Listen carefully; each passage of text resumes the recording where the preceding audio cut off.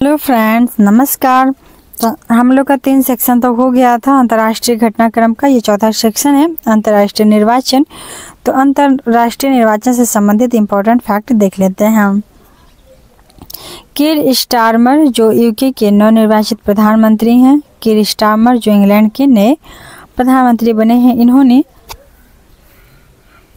5 जुलाई 2024 को यूके के नए प्रधानमंत्री के रूप में लेबर पार्टी के कीर स्टारमर को चुना गया। लेबर पार्टी से संबंध रखते हैं कीर स्टारमर और इनको बनाया गया है यूके का इंग्लैंड का प्रधानमंत्री बनाया गया है। नेक्स्ट है कि कीर स्टारमर ने इस पद पे ऋषि सुनक का स्थान लिया है। इनके पहले ऋषि सुनक जो भारतीय मूल के थे वो यूके के प्रधानमंत्री थे, अब बन गए हैं कीर स्टारमर। 4 जुलाई 2024 को यूके में आम चुनाव संपन्न हुआ था और 4 जुलाई 2024 को यूके में कुल 650 निर्वाचन क्षेत्रों में चुनाव आयोजित किया गया था। तो इंग्लैंड में 650 क्षेत्र में आयोजन हुआ है। श्री स्टारमर के नेतृत्व में लेबर पार्टी ने यूके के हाउस ऑफ कॉमन्स की कुल 650 सीटों में से 411 सीटों पे भारी बहुमत के साथ जीत दर्ज कर ली और वहां के नए प्रधानमंत्री बन गए कीर स्टारमर। जबकि वहीं ऋषि सुनक के नेतृत्व में जो कंजर्वेटिव पार्टी थी उसको मात्र 121 सीटें ही मिली। तो ऋषि सुनक के नेतृत्व वाली कंजर्वेटिव पार्टी को 121 सीटें मिली और कीर स्टारमर की पार्टी को 400, लेबर पार्टी को 411 सीटें मिली। नेक्स्ट पॉइंट है, ज्ञातव्य है कि 1832 ईस्वी के बाद से किसी भी आम चुनाव में कंजर्वेटिव पार्टी द्वारा जीती गई सीटों की यह सबसे कम संख्या है। तो 1832 ईस्वी के बाद 1832 के बाद कंजर्वेटिव पार्टी इससे कम 121 सीटें से कम कभी भी नहीं जीती थी। सर कीर स्टारमर ब्रिटेन के 58 नंबर के प्रधानमंत्री बने हैं। 58वें प्रधानमंत्री बने हैं ब्रिटेन के कीर स्टारमर। ज्ञातव्य है कि 2024 के यूके के आम चुनाव में हाउस ऑफ कॉमन्स में ऐतिहासिक रूप से 26 भारतीय मूल के व्यक्तियों ने जीत दर्ज की है। तो यूके के आम चुनाव में हाउस ऑफ कॉमन्स में 26 भारतीय मूल के व्यक्तियों ने भी इसमें आज सांसद चुन के गए हैं। मसूद पेजेशकियन जो ईरान के नवनिर्वाचित राष्ट्रपति हैं, इनके बारे में अब देखते हैं। यूके का हो गया कीर स्टारमर, अब नए हैं ईरान के नवनिर्वाचित राष्ट्रपति हैं जिनका नाम क्या है, तो मसूद पेजेशकियन। तो मसूद पेजेशकियन जो ईरान के नवनिर्वाचित राष्ट्रपति चुने गए हैं। 5 जुलाई 2024 को ईरान के राष्ट्रपति पद हेतु द्वितीय चरण के चुनाव में सुधारवादी तथा उदारवादी नेता मसूद पेजेशकियन को नए राष्ट्रपति के रूप में निर्वाचित कर लिया गया है। 6 जुलाई 2024 को ईरानी गृह मंत्रालय द्वारा मसूद पेजेशकियन को विजेता घोषित किया गया और श्री पेजेशकियन ईरान के 9वें नंबर के राष्ट्रपति के रूप में निर्वाचित हुए हैं। 9वें नंबर के राष्ट्रपति बन गए हैं पेजेशकियन। नेक्स्ट है कि 30 जुलाई 2024 को इन्होंने ईरान के राष्ट्रपति के रूप में शपथ ले लिया।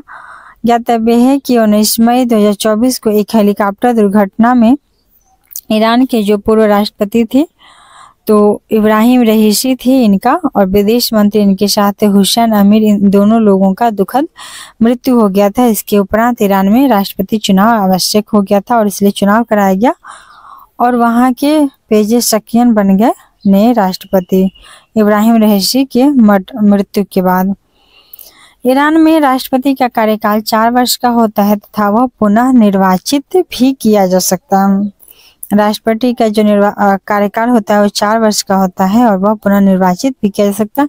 ये इम्पोर्टेंट है क्योंकि हवाई हेलीकॉप्टर दुर्घटना में इनकी मौत है ये 19 मई 2024 को। इब्राहिम रईसी के जो ईरान के राष्ट्रपति थे 8वें नंबर के, और 9वें नंबर के बन गए हैं कौन, तो बन गए हैं ये पेजेशकियन, मसूद पेजेशकियन। नेक्स्ट है जुदीथ सुमीनोवा तुलुका जो है कांगो लोकतांत्रिक गणराज्य की प्रथम महिला प्रधानमंत्री बनी है। कांगो लोकतांत्रिक गणराज्य की पहली महिला प्रधानमंत्री बन गई हैं जिनका नाम क्या है, तो जिनका नाम है जुदीथ सुमीनवा तुलुका। जुडिथ सुमीनवा तुलुका ये कांगो लोकतांत्रिक की महिला प्रधानमंत्री बनी है, जुडिथ सुमीनवा तुलुका। 12 जून 2024 को जुडिथ सुमीनवा तुलुका ने democratic Republic of Congo DRC की प्रधानमंत्री के रूप में पदभार ग्रहण किया। उल्लेखनीय है कि जुडिथ सुमीनवा जो है वो डेमोक्रेटिक रिपब्लिक ऑफ कांगो की पहली महिला प्रधानमंत्री हैं।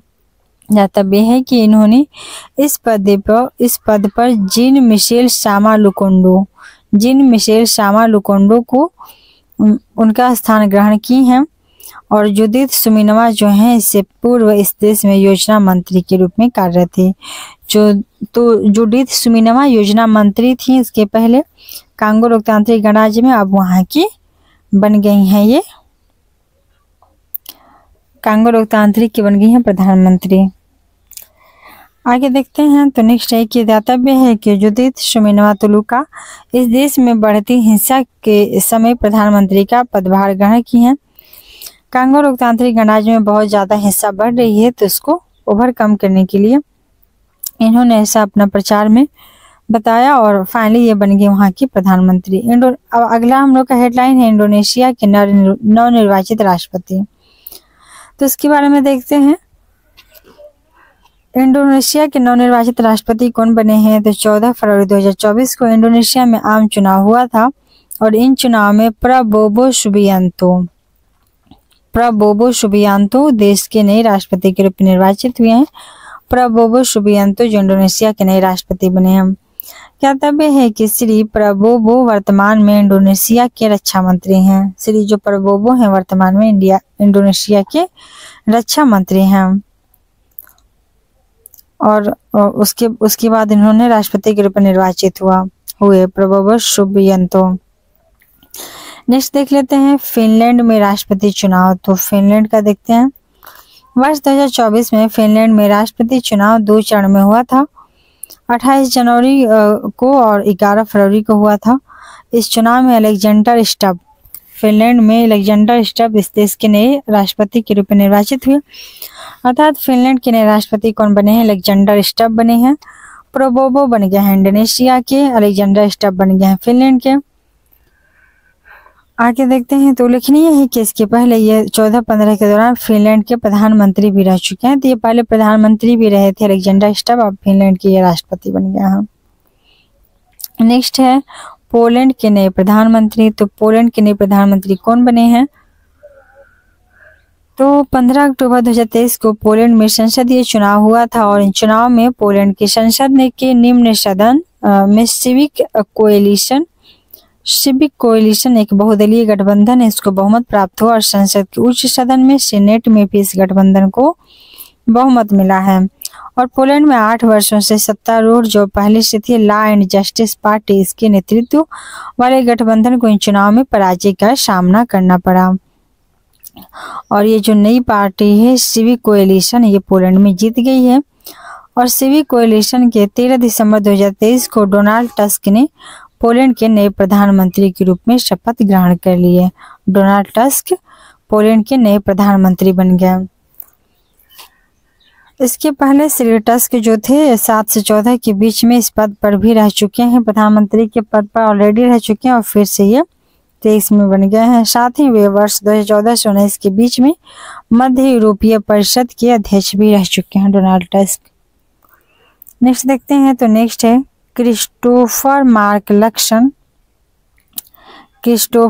लक्सन जो हैं वो न्यूजीलैंड के नए प्रधानमंत्री बने हैं। क्रिस्टोफर मार्क लक्सन नाम भी लोग का थोड़ा यूरोपीय कंट्री के नाम ट्रेंड रहता है।